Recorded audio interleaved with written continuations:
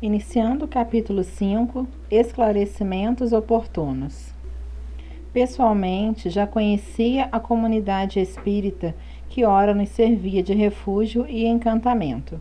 Tivera oportunidade várias vezes de a visitar e mesmo cooperar no seu programa de caridade fraternal, através da sua médium dedicada, a irmã Malvina, que era o instrumento por cujo meio fora erguida, com objetivos graves desde o século passado, há mais de 50 anos, uma organização de contínua comunhão espiritual. Trabalhadora fiel do franciscanismo leigo, vinculara-se à tarefa de criar congregações espirituais nos tempos modernos, em homenagem ao angélico Santo de Assis. Reencarnando-se quase sempre na feminilidade, deveria, dessa vez, servir a seara de Jesus com testemunhos severos e redentores. No século XVIII, fora uma literata francesa brilhante, que muito contribuiu para a conquista dos ideais humanos e apaixonada pela Revolução. Consorciada com o Duque X, ao sair da Catedral de Notre-Dame, após assistir à missa matinal, viu o esposo traído subir ao tablado onde estava erguida e guilhotinada, e de imediato ser decapitado.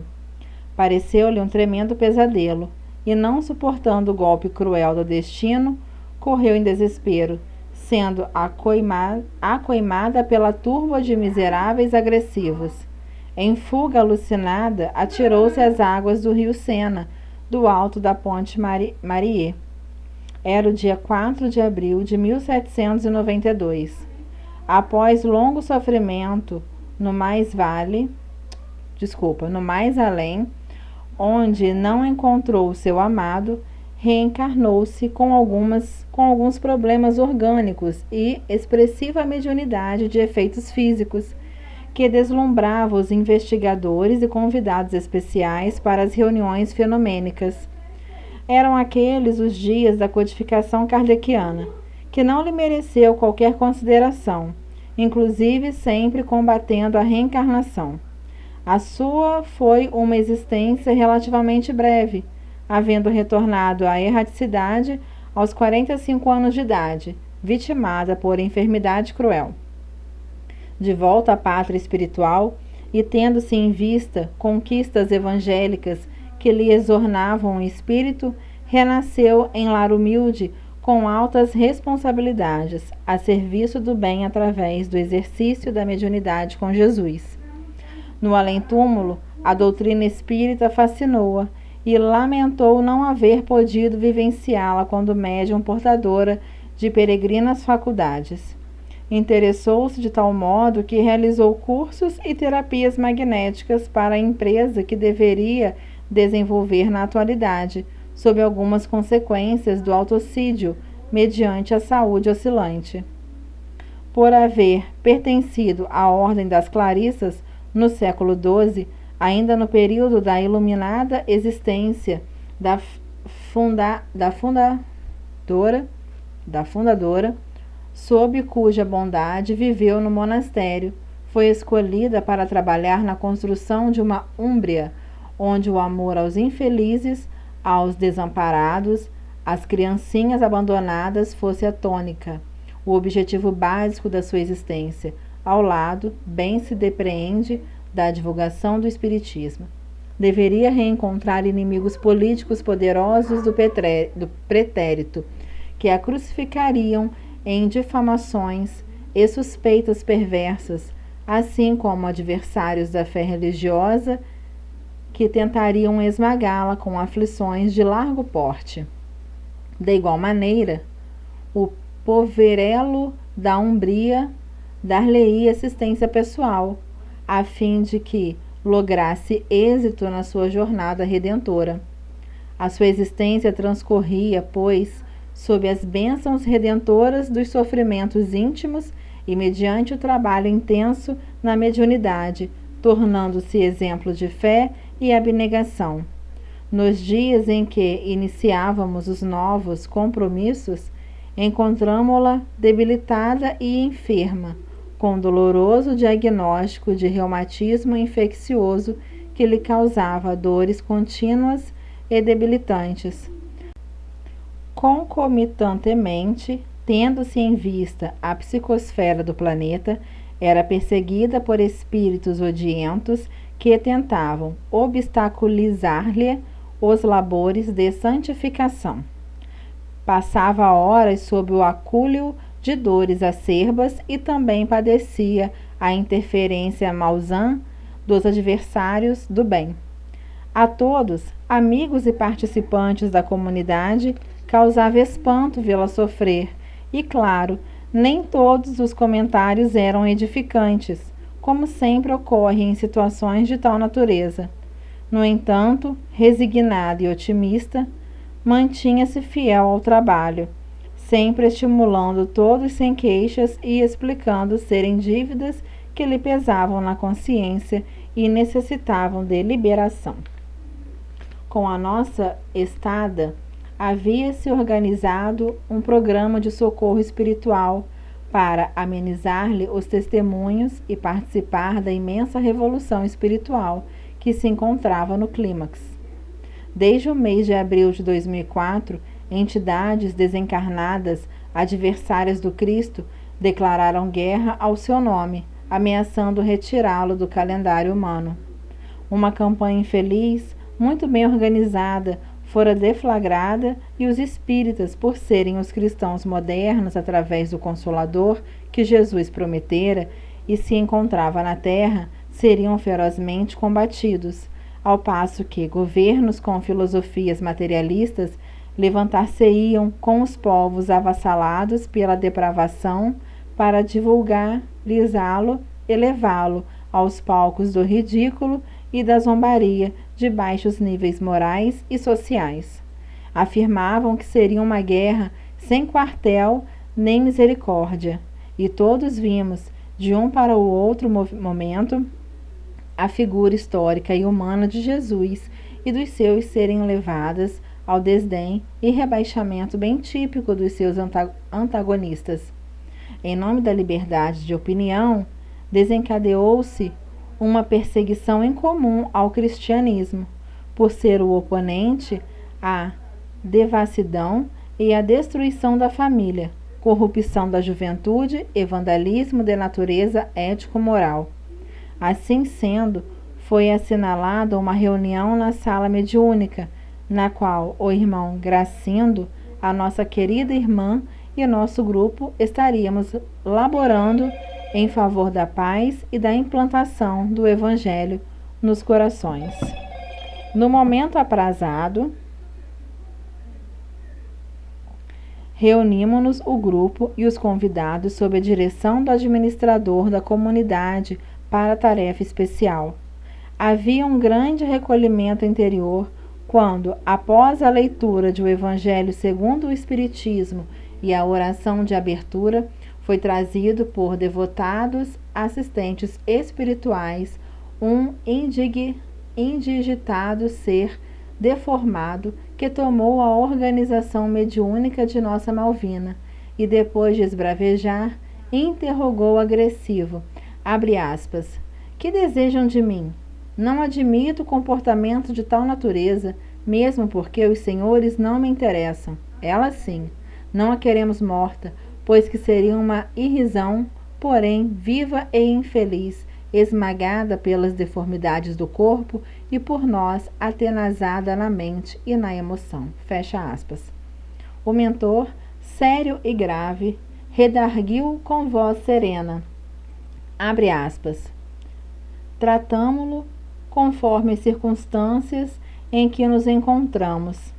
Temos acompanhado a sua técnica vingativa e aguardávamos a oportunidade que hoje fruímos para demonstrar-lhe que a sua e a dos amigos é somente a força da brutalidade. Enquanto a vergastam, intoxicando-a com os fluidos venenosos de que são portadores, a vítima se eleva a Deus e nos ensina resignação e coragem na luta. São não poucas vezes, os guias espirituais que lhe conduzem a marcha pedem licença para que lhe vinculem, assim liberando outros líderes e servidores da linha de frente do movimento espírita e do bem, porque ela é excelente na captação que os segura, enquanto a obra prossegue sem perturbação. Fecha aspas.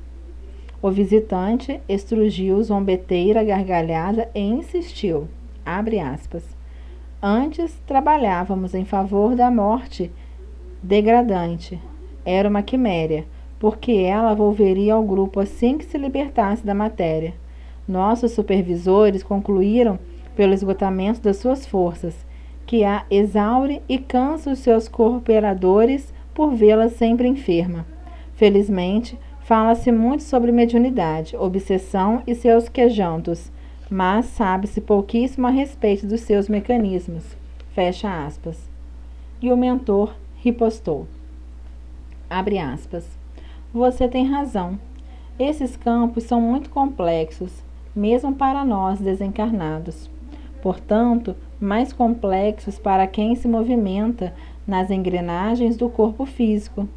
Nada obstante, todos sabemos que, para a ocorrência dessa comunhão entre os dois lados da vida humana, há uma necessidade de sintonia, mediante a qual as operações são ou não bem-sucedidas.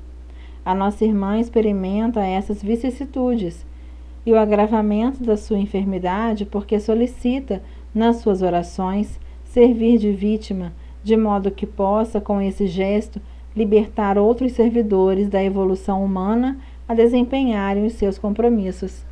Sabemos, por exemplo, que ante a dificuldade de poderem o irmão e os seus comparsas afligi-la diretamente, porquanto ela se movimenta em faixa superior de pensamento e de moral, que lhe permitem estar isenta às mensagens deletérias que lhe são enviadas. Utilizam-se de pessoas inadvertidas e levianas para criarem embaraços. Esses distúrbios naturais, produzindo-lhe inquietação, diminuem-lhe as resistências vibratórias superiores e permitem que ela capte as aflições e padeça as problemáticas. Tudo isto, porém, não diminui o seu ardor evangélico e o desejo de mais servir, o que lhe proporciona ganhar a simpatia dos espíritos nobres que prosseguem velando pela sua trajetória vinculada ao bem. Ambos conhecemos essa manobra em que muitos frívolos se permitem, sem instrumentos de perturbação para aqueles que necessitam de serenidade para atividades mais complexas e significativas. No entanto, no caso em tela, há um detalhe que nos abre a porta da convivência, é a afetividade. Havendo experimentado a orfandade materna muito cedo, não recebeu o carinho que há nela e, em razão do suicídio covarde, experimenta a solidão, embora não faltem aqueles que a desejam por diversos motivos. Astuta, no entanto, a infame, tem podido manter-se solteira e suportar a azorrague dos desejos e das frustrações. Recentemente, porém, as leis passaram a trabalhar em nosso favor. Fecha aspas. O indigitado sorriu misterioso e, não desejando ocultar os planos mefíticos de que estava investido, voltou à carga. Abre aspas. O amor carnal é uma armadilha, mesmo para as mais hábeis indivíduos. Os mais hábeis indivíduos. Ela já tivera ocasião de reconhecer afetos e almas afins com as quais, no passado, manteve ardorosas convivências. Esteve a ponto de cair, mas, inspirada pelo seu pai Francisco, resolveu a solidão pessoal. Agora, porém, esgotada pela doença, reencontra o espírito querido, o Duque 10º, e sonha com algo impossível, receber-lhe o amor. Seria uma dádiva de felicidade, mas ele, o gozador, depois de uma juventude de dissipação, de sexo servil e mundano, encontra-se casado e muito bem casado. Ela sofre, e o cínico, que a identifica, anima-a sem palavras e depois a despreza, recebendo e dando carícia a outra, provocado por nós e pela sua própria forma de ser. Fecha aspas. Fez mofa da situação e continuou com refinada ironia, abre aspas. Estimulamo-la com cenas e ânsias de prazer, arrancando-a dos pensamentos que nos inibem e a atormentamos com uma libido que ainda se encontra em plena efervescência. O sexo reprimido é perverso, leva ao desânimo e à falta de objetivo humano, sofrendo a solidão física e emocional que devora a humanidade. Aproveitamos o seu estado emocional aturdido e mesclamos nossos fluidos com o seu reumatismo orgânico, aplicando através de telepatia, muito bem direcionada, golpes físicos dilacerantes. A nossa questão é até quando a infame resistirá. Aqueles que a acompanham já se perguntam: qual é a doença dela hoje? Todo dia temos um capítulo tragicômico da novela do falso sofrimento. Isto ocorre porque as pessoas somente acreditam em sofrimento quando veem expostas feridas, desgastes fulminantes, variações de temperatura e sinais exteriores. Mas quando se trata de aflição íntima, todos pensam que há exagero e manhas, fingimento. Aproveitamos e inspiramos descrença, cansaço, animosidade com o que nos comprazemos. Fecha aspas. Estrugiu sonora e zombeteira gargalhada. O nosso dialogador, visivelmente emocionado, tomou-lhe a palavra. Abre aspas. Ouvimos com respeito a sua exposição, esclareceu, sem qualquer interrupção, enquanto meditávamos nas suas palavras, cujos conceitos nos penetravam.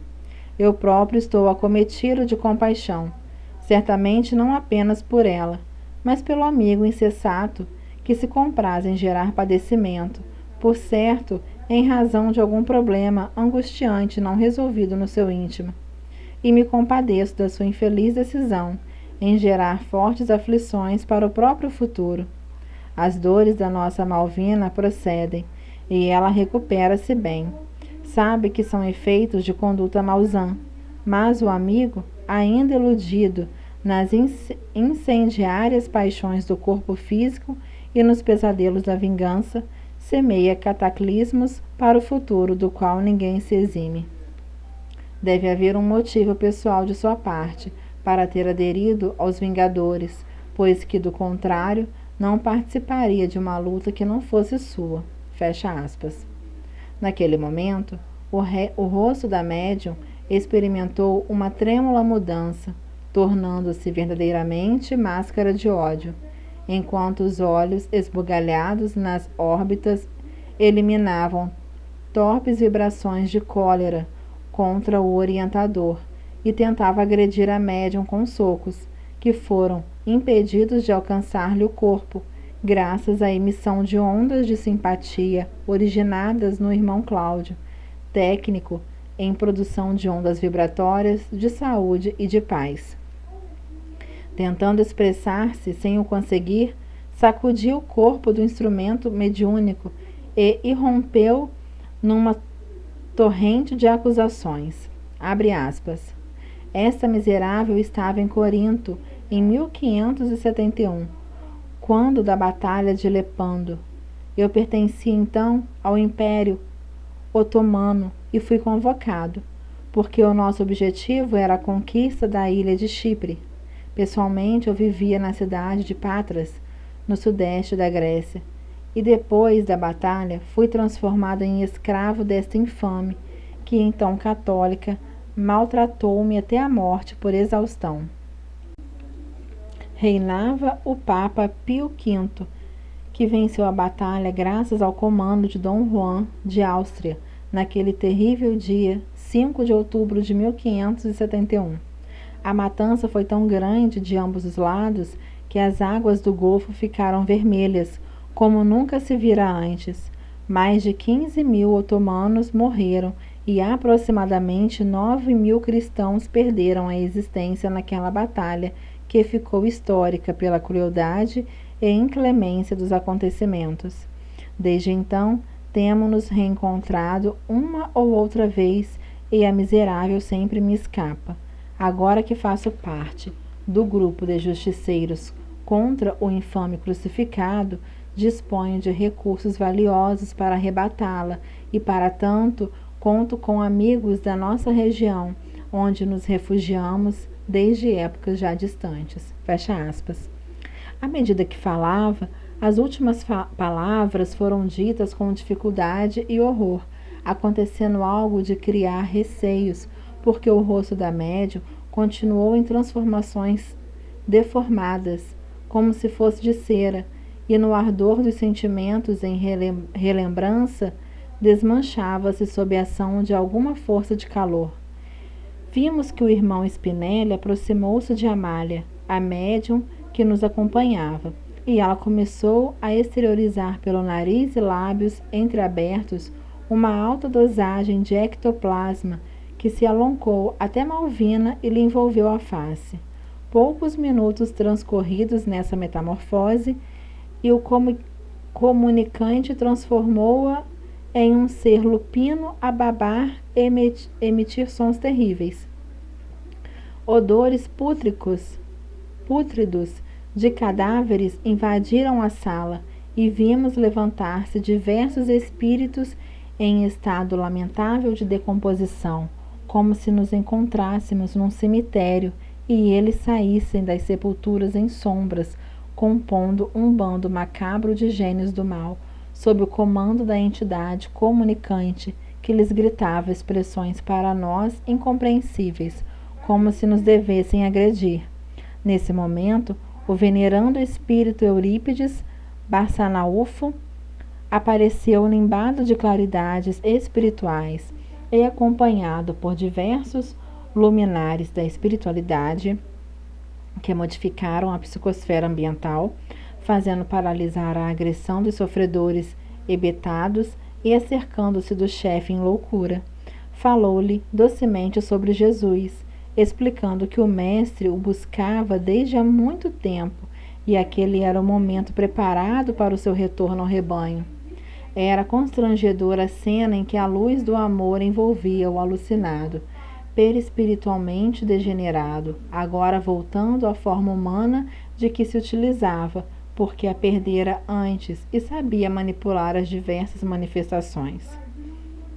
Você, como todos nós, expôs o apóstolo sacramentano. Somos filhos de Deus que nunca nos abandona e que nos entregou a Jesus para conduzir-nos docemente ao seu rebanho. Naquele estado, passou a chorar em forma de ursos, no que foi acompanhado pela malta imensa de escravos mentais, obsidiados pelas suas forças maléficas. Abre aspas.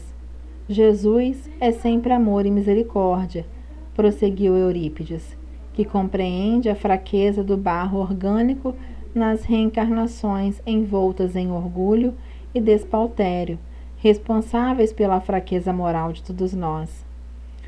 Tem bom ânimo e recupera o tempo perdido, a partir de agora neste reduto de socorro erguido em seu nome, para que recomeces o processo de evolução interrompido pelo ódio e desejo nefando de vingança. Fecha aspas. Vimos entrar um venerável espírito que nos evocava os rabinos terrestres, e parecendo atender o pensamento de Eurípides, distendeu os braços ao comunicante combalido e o deslindou dos fluidos da médium, conduzindo a alguma sinagoga espiritual, onde recomeçaria a sua trajetória de redenção. Ato contínuo, espíritos auxiliadores que se encontravam na sala recolheram com carinho os espectros atoleimados que gritavam e choravam dolorosamente. Eu me encontrava em profunda concentração, como todos os demais, porquanto jamais tivera oportunidade de participar de alguma experiência daquele porte. Esse mundo estranho e sublime da imortalidade ensejava-nos mais uma vez fenômenos totalmente inesperados e estranhos ao nosso comportamento diuturno. O diretor, após breves considerações e passes reconfortantes em Malvina, que recuperou a lucidez bastante abatida, algo ofegante, recompôs-se e a reunião foi encerrada com oração comovente de gratidão aos céus por todos os sucessos daquela noite. A minha mente esfervilhava de interrogações que não podia apresentar naquele momento, contentando-me a dita de haver sido convidado a servir no anonimato que a caridade nos impõe. Saímos em silêncio, demandando nossos aposentos, e cada qual retornou aos seus destinos. Desde a chegada à respeitável instituição, que notara uma particularidade especial: a presença de muitos espíritos dedicados ao bem, que foram na terra os inesquecíveis templários. Indagando ao amigo Spinelli, ele me explicou que grande número de pessoas que fundam sociedades espíritas na terra, especialmente no Brasil, dedicando-se à caridade, nas suas mais complexas expressões, vinha da Igreja Católica do passado, que também havia criado conventos, monastérios, instituições de auxílio cristão, mas que lamentaram em razão do egoísmo, da ignorância das leis divinas, apegadas ou não aos dogmas a que se submetiam. Por volta do ano de 1119, um grupo de 6 cavaleiros, sob as bênçãos do governador de Jerusalém, reuniram-se para trabalhar em favor das pessoas sofredoras e para protegerem a cidade, na condição de humildade e pobreza.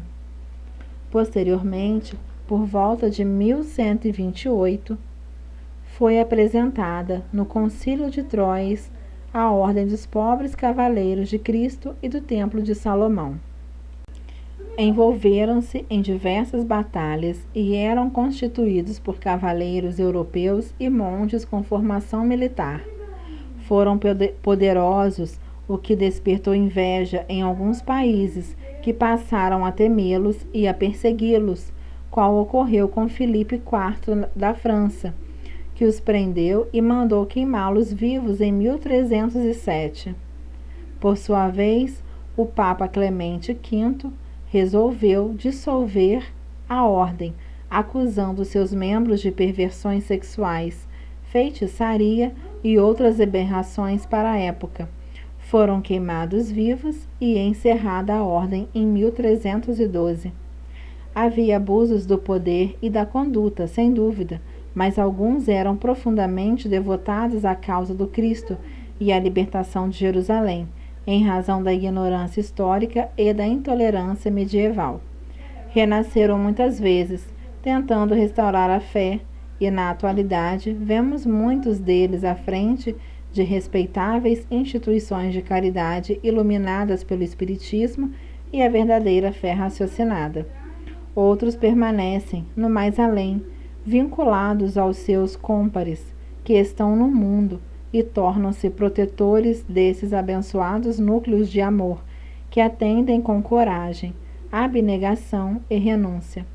A sociedade na qual nos encontramos tem as suas raízes nas obras de São Francisco de Assis e de Hugo Penhas, um dos fundadores da Ordem dos Templários. Eis porque o apoio dos templários desencarnados é muito grande, cooperando sempre que se faz necessário em favor da divulgação e vivência do Evangelho de Jesus. Através da história, eles sempre estiveram auxiliando, desde a erraticidade, os trabalhadores do bem e investindo na dignificação da crença e no trabalho de libertação das paixões humanas. De maneira idêntica, organizações beneficentes da humanidade no passado continuam cooperando na Terra, especialmente neste momento muito grave da sociedade. A pandemia é muito mais séria do que pensam ou agem no planeta. explorando-a ou criando embaraços para a libertação dos seus males. Os descuidos e desrespeitos aos cuidados estabelecidos para evitar-se a contaminação têm aumentado os prejuízos causados e surgem ameaças para a intemporalidade do seu término. Não serão através das atribulações e malversações morais das políticas, as notícias mentirosas e assustadoras que a humanidade voltará ao seu ritmo equilibrado de existência. É provável que demore mais tempo do que pensam os sonhadores e os profetas de ocasião. Esses fenômenos periódicos que assolam o planeta e os seus habitantes são sempre advertências muito graves que procedem de Deus em convite rigoroso à mudança de hábitos e de comportamentos. Aqui estamos na linha de trabalho com os companheiros terrestres, porque o amor de nosso Pai nunca nos permite a solidão nem o abandono. No entanto, é necessário que haja uma correspondência de sintonia e de dever, sem os sonhos mirabolantes de milagres e de vitórias sem lutas. Cuidemos de estar atentos. Amanhece. Finalizamos o capítulo 5 e temos a frase no final do capítulo. Quando não se tem ideia de como transcorre a existência física, muito difícil faz-se a libertação dos vínculos que unem o espírito à matéria, havendo a ruptura brusca que não impede a continuação dos fenômenos de decomposição serem percebidos e sentidos muito tempo depois da morte do corpo. Por isso, morrer não significa desencarnar imediatamente, o que se dá com mais vagar, à semelhança do que ocorre por ocasião da reencarnação, cujo processo é lento e progressivo. Manuel Filomeno de Miranda. Agradeço mais uma vez a presença aqui, ouvindo os capítulos, e em breve teremos o capítulo 6, aclarando acontecimentos.